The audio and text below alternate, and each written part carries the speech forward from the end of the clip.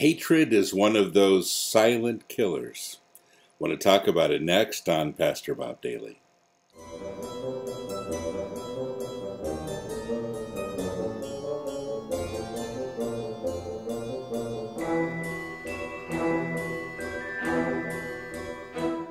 There's a great quote that says, "Hatred is like acid. It does more damage to the vessel in which it is stored than the object on which it is poured." Great quote. In other words, hatred does more damage to you than it does to those that you're hating. Now, that may sound a little strange to you if you've never heard that concept before. But it's important that we understand just the scope of hatred. You know, folks, there are so many Christians that simply go around hating people. Seriously, hating people. You know, we talk about hating the sin and loving the sinner. We suck at that. We totally do. I don't think there's too many people that really know how to differentiate between the two. It's almost impossible. I think we're supposed to love the person and ignore the sin. Honestly.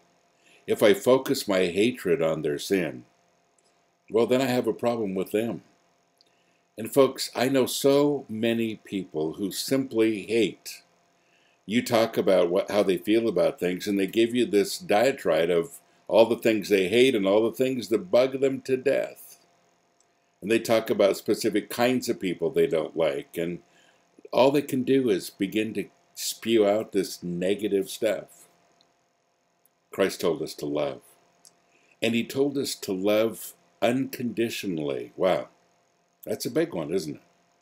What is unconditional love all about? It means that I love the person and ignore their sin. You say, well, Pastor Bob, aren't we supposed to remind people of their sin? That's the thing that separates them from God. And, you know, folks, I don't really think that's so much of our job. When Jesus was asked what the greatest commandments are, he said, love, love, love. Love God, love your neighbor, love yourself. Love. He didn't say, well, the greatest thing you need to do is go around telling everybody what's wrong with them. In fact, he told us to encourage one another. Mostly. We talked about that the other day.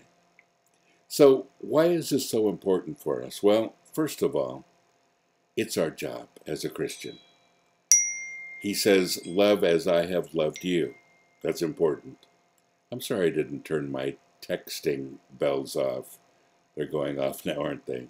You see how many I get during a day. But, you know, that's part of the problem, is that we can't differentiate between them. And so we simply go around hating people, hating situations, hating everything to the point where we can't see anything good.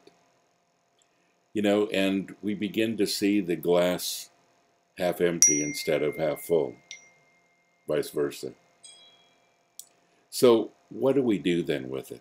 And I'm sorry for all these things. I could start and do it again, but we're on a roll, and I hope you'll ignore them. But the bottom line is this. Love, love, love. If you're hating people, it's going to hurt you more in the long run than anything, because it creates such a negative thing inside of you. And that's the thing that'll continue to eat away at you. It'll steal your joy. It'll steal your compassion. It'll steal your love. How much are you loving today, and how much are you hating today? Well, you can justify your hate, but that doesn't mean that it's doing you any good. Love, love, love. God bless you. Have a great day.